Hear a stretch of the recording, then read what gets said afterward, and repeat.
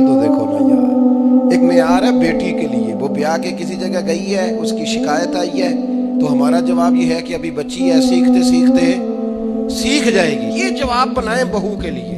अगर वो गलती करे, उसकी सास शिकायत करे, उसका खामन शिकायत करे, तो ये बहू के लिए बोलें कि अभी बच्ची है, सीखते सीखते। ये बहू के लिए बात करें कि बच्ची है, सीखते सीखते।